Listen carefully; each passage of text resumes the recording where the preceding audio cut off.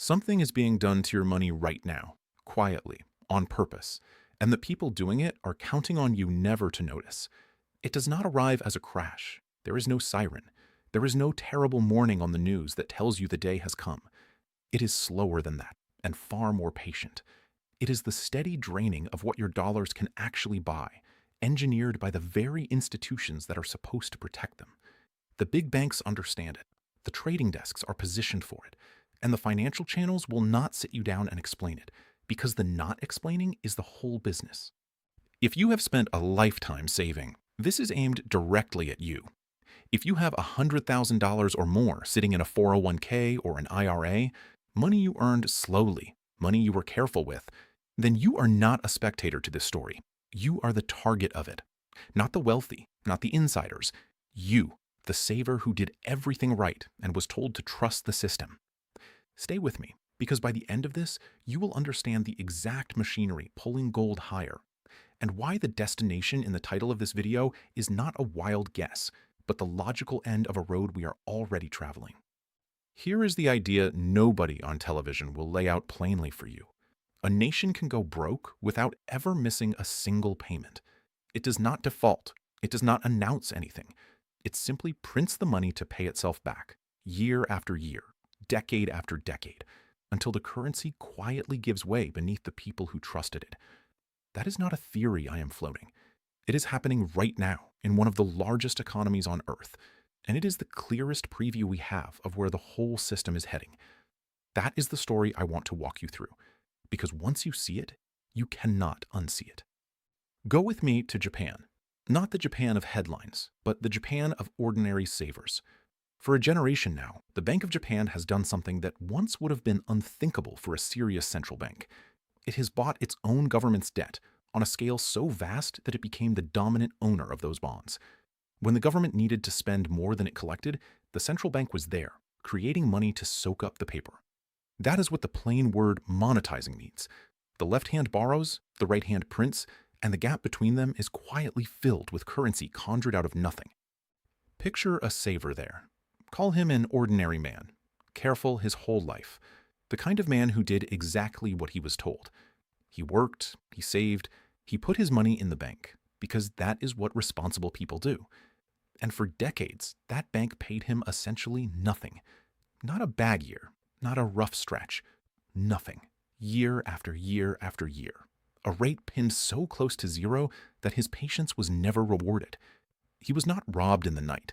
He was drained in daylight, slowly, politely, while the officials assured him everything was under control. That is the piece I need you to hold on to, because it has a name the financial press almost never uses in front of you. It is called financial repression. When the people who print the money hold the return on your savings below the rate that prices are rising, they are running a quiet tax on everyone who saved. You do not see it on any statement. There is no line item. But every year, the reward for your discipline shrinks, and the debt the government owes gets a little easier to carry, because it is being repaid in money worth a little less. Your loss is their relief. That is not a side effect of the policy. That is the policy. And here is what finally happened in Japan, the part that matters for you and your metal. You cannot pin a currency's return near zero forever, while the debt keeps climbing, without the currency itself paying the price. Eventually, the yen gave way. It weakened, and not gently. And for the Japanese saver who had held gold through all of it, something remarkable occurred. Priced in his own currency, gold did not just rise. It climbed to record after record after record. The metal did not change. Gold is still gold. What changed was the money he was measuring it in. The gold held its ground, while the currency sank beneath it. And that gap, that widening gap, was the entire story of his savings. Now, let me stop here, because this is exactly the moment you need to think about your own position, and I would be doing you a disservice if I glossed over it. Look at who is quietly doing something about all of this. The central banks of the world, the same institutions that print the money, had been buying physical gold at a record pace, more than 1,000 tons a year for 3 straight years, roughly double what they bought the prior decade. They are not doing that for fun. They are protecting themselves from the exact erosion I just described. And there is a little known, perfectly legal way for an ordinary American to do the very same thing inside the retirement account you already have. Most people have never been told this, and that is not an accident either. You can move a portion of your retirement savings into physical gold and silver, real metal, without triggering taxes and without paying an early penalty, using what is called a self-directed precious metals IRA. And I want to be clear about who this is for, because there is a myth that it is only for the rich or the connected. It is not. If you have $100,000 or more in any retirement account, a 401k, a traditional IRA, an old plan from a job you left, this is for you. We put together a free retirement protection guide that walks through exactly how it works. If you are watching this on your television, just scan the QR code on your screen. If you are on your phone or your computer, go to jeffreedguide.com. It costs you nothing, and it explains the whole process in plain language. Now, back to the road we are on. Because here is the uncomfortable truth. The United States is not immune to the story of Japan. It is earlier on the same road. Look at the shape of it. Deficits year after year, in good times and bad. A national debt that no serious person believes will be repaid in dollars of today's value. And the cost of the interest on that debt is climbing toward levels not seen in generations, eating a larger and larger share of what the government takes in. When a country's debt gets large enough, something quietly shifts. The central bank is no longer truly free to fight inflation, because raising the return on money enough to matter would break the government's ability to pay its own bills. Economists have a cold phrase for that condition. They call it fiscal dominance, and it is not a new idea. There was a stretch in American history when the central bank was not independent at all, when it was quietly instructed to hold the government's borrowing costs down for the better part of a decade so the debt could be carried. It took a formal accord to break that arrangement and let the central bank act on its own again. What Japan has been living, and what the United States is drifting toward, is a soft return to that world, where the needs of the borrower quietly overrule the interests of the saver, and you are the saver.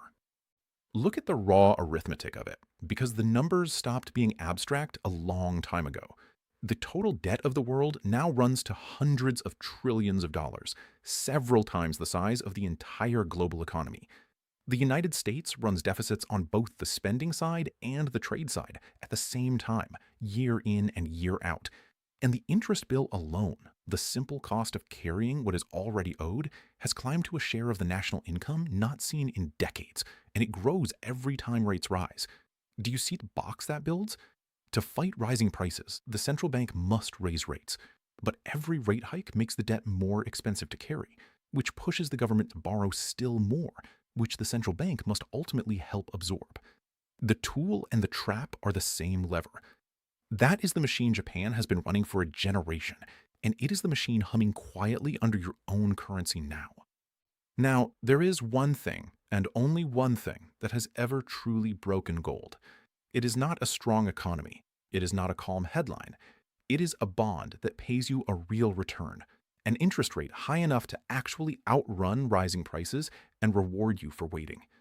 There was a time when a determined central banker was willing to take rates to punishing heights to do exactly that, and it broke gold for the better part of 2 decades. But understand what made that possible. The debt was small enough that the country could survive the medicine. Today, the debt is not small. It is so large that the cure has become unaffordable, and that is the quiet trap at the center of everything. The one weapon that could stop gold is the one weapon the system can no longer fully use. Let me pull you back for a moment, because this is the part that actually changes things, and almost nobody connects it for you. For decades, there was a reliable rule in the markets. When real interest rates rose, gold fell. It was as dependable as gravity, and every desk on Wall Street traded on it. And then, recently, the rule broke. Gold climbed, even as those real rates stayed high. The old relationship simply stopped working. Ask yourself why. It is because the market is no longer treating gold as a bet on interest rates. It is treating gold as an escape from the currency itself, from the entire machine I just described. When the rule that governed a market for 40 years quietly dies, that is not noise. That is a signal. And the biggest, most conservative institutions on earth have already read that signal. Gold recently overtook the euro to become the second largest reserve asset held by central banks, behind only the United States dollar. Think about what that means. The people who manage the reserves of entire nations are choosing bars of metal over the paper promises of other governments. Part of what accelerated this was a hard lesson a few years ago, when one large nation's foreign reserves were frozen by the countries that held them. The message landed in every central bank on earth.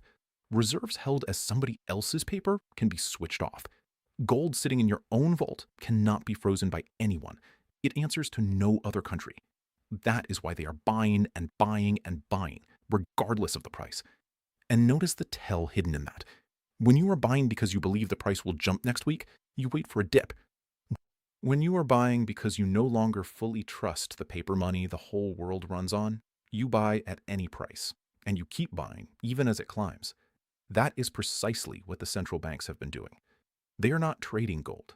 They are quietly stepping out of everyone else's currency, and they are doing it while telling the public nothing has changed. This is the through line I need you to hold, because the financial media will never draw it for you. The same institutions that quietly erode the value of your savings are at the same time quietly protecting themselves with gold. They run the printing press with one hand and stack the metal with the other.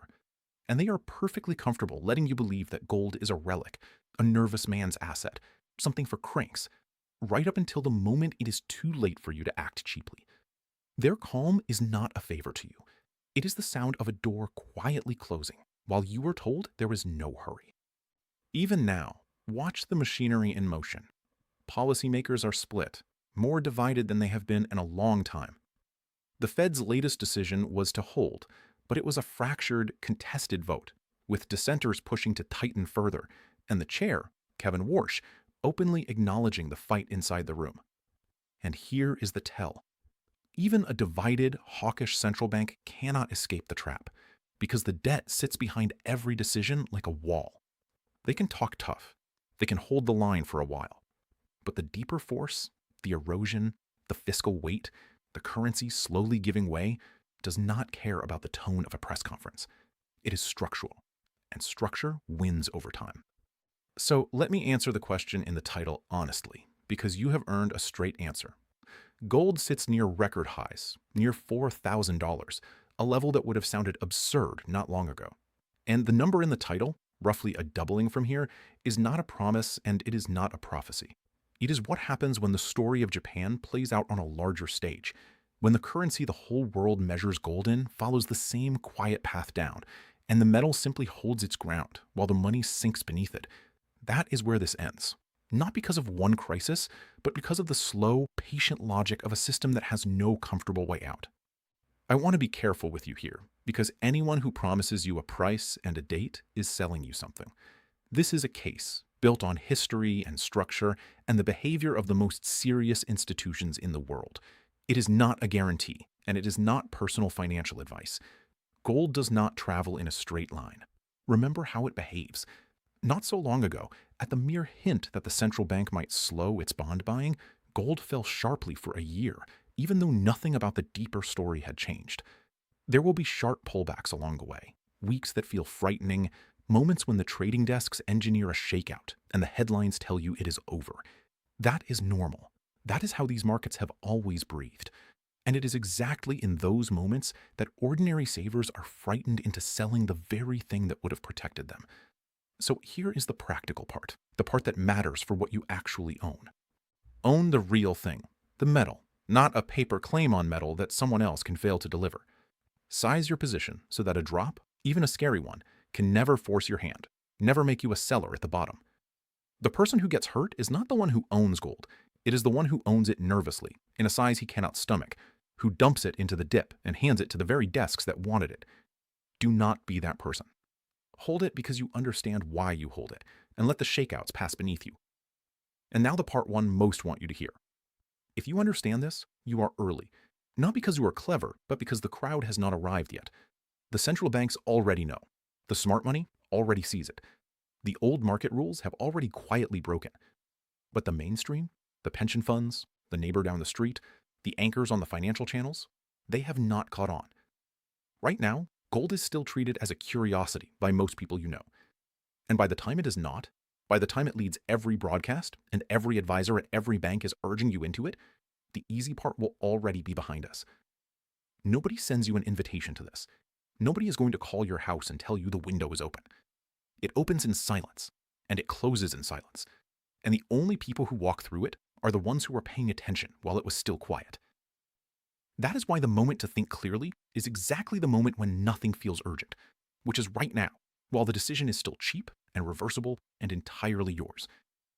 If you have $100,000 or more in a retirement account and you watch this all the way through, I would like to offer you something real.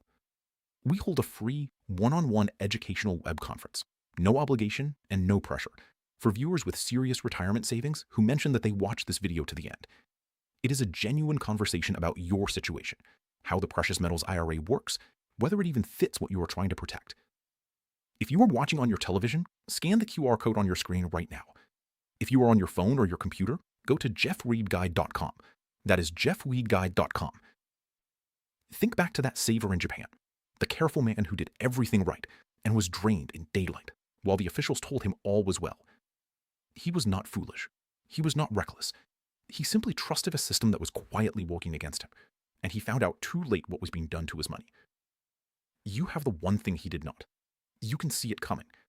The erosion is not a secret anymore, not to you. The currency will keep giving way, slowly, patiently, and the metal will keep holding its ground. And where that ends is far higher than the number that first brought you here. The only question left is whether you understood it in time to stand on the right side of it. You still can't. That is the whole reason I made this for you.